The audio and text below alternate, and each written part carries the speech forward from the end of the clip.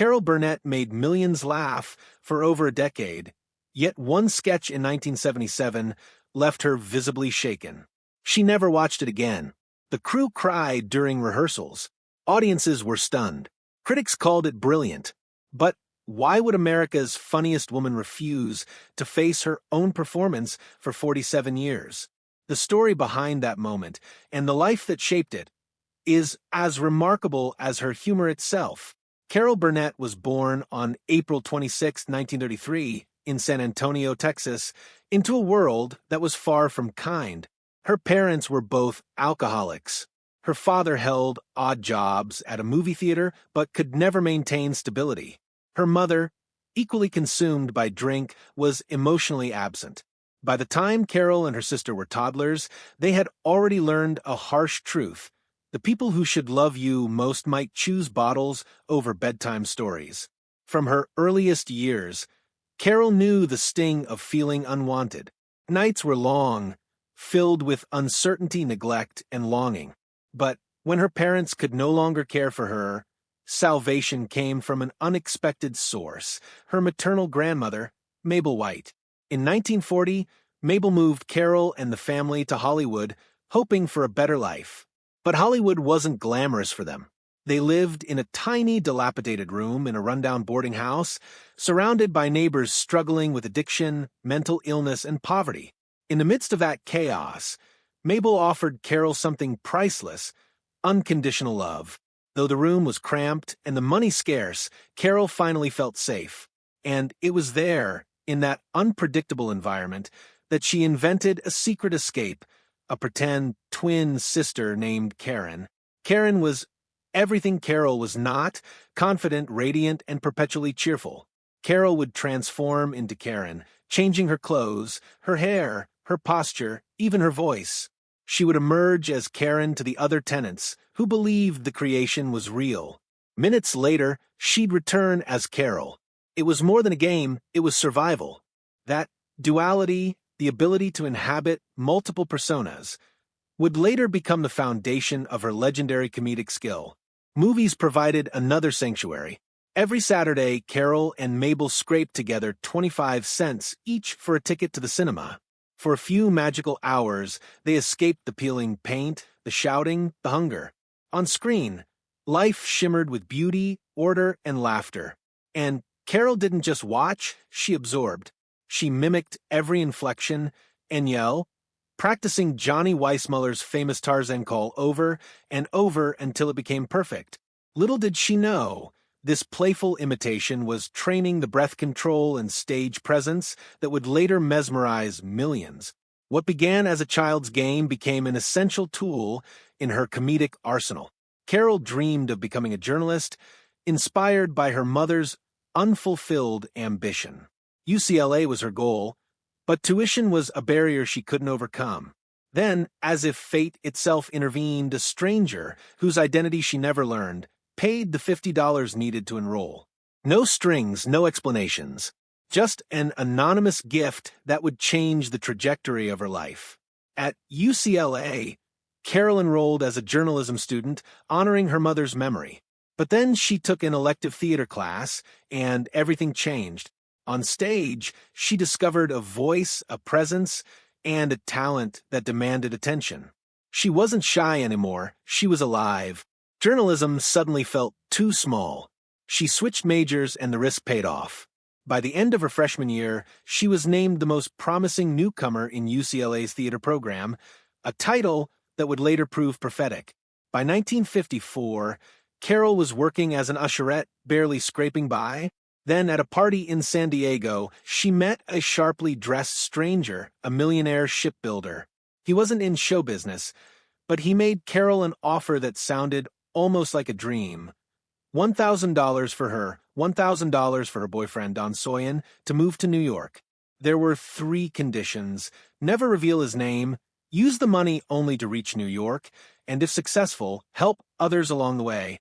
That anonymous gift launched her Broadway journey and set the stage for a life of extraordinary achievement.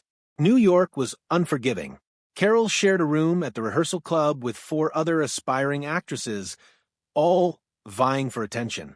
There was one bathroom, one closet, and an unrelenting competition for every opportunity. But Carol thrived. She worked by night, auditioned by day, and performed whenever possible. Her first big break was a ridiculous song about John Foster Dulles, the ultra-serious Secretary of State. The lyrics were absurd, the performance tongue-in-cheek, but Carol delivered it with impeccable timing. Audiences laughed until they cried. Television appearances on The Jack Paar Show and Ed Sullivan Show followed. By 1959, Carol landed the lead in Once Upon a Mattress, a small off-Broadway musical that would become a sensation. She played Princess Winifred, a clumsy, loud, and unconventional princess. Critics were hesitant at first, but audiences couldn't get enough. Carol earned her first Tony nomination, and within 5 years of receiving that mysterious financial gift, she repaid it in full. The benefactor remained anonymous, a secret she would carry for the rest of her life. Television soon became her domain. From 1959 to 1962, Carol honed her skills on The Gary Moore Show, winning her first Emmy in 1962. She worked with rising stars like Don Knotts and Jonathan Winters, learning timing, improvisation, and audience engagement. By 1967, the Carol Burnett Show premiered, forever changing television. For 11 years, it captivated 30 million viewers each week, winning 25 Emmy Awards, multiple Golden Globes, and People's Choice Awards.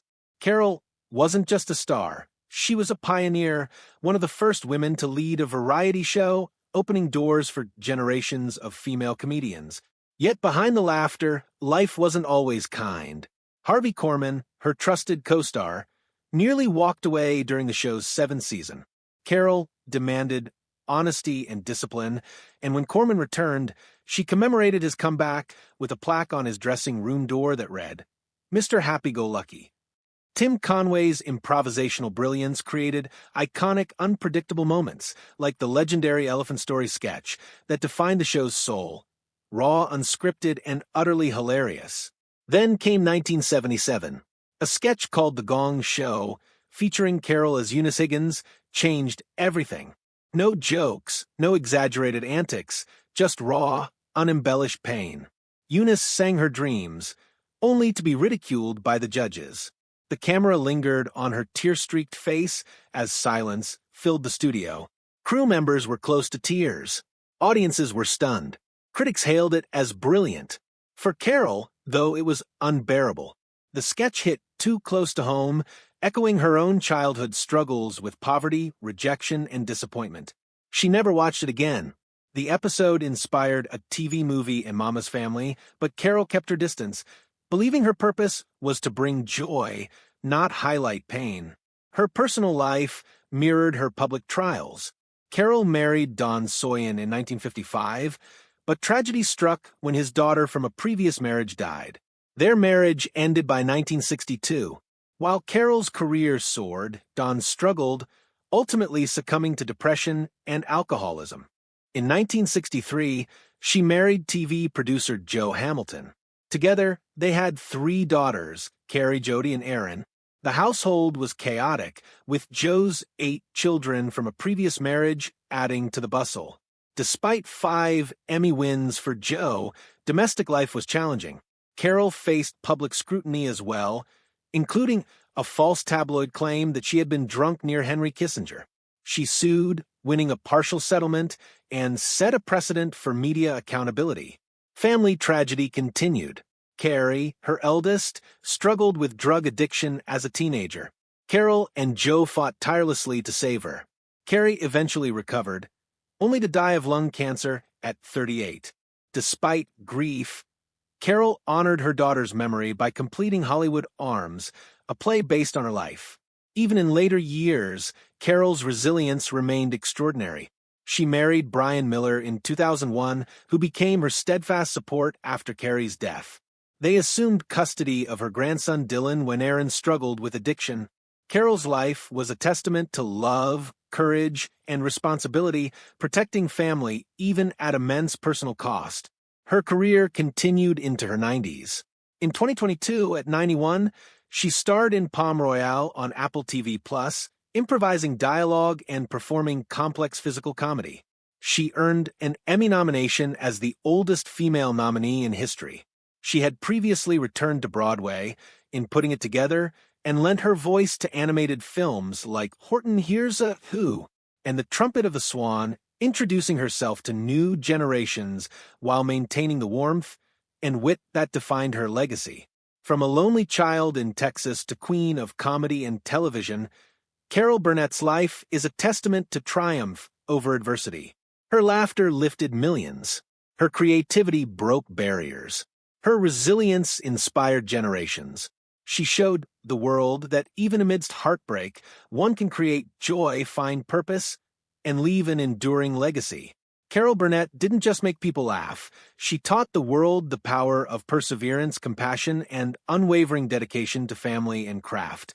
For that, she remains unforgettable.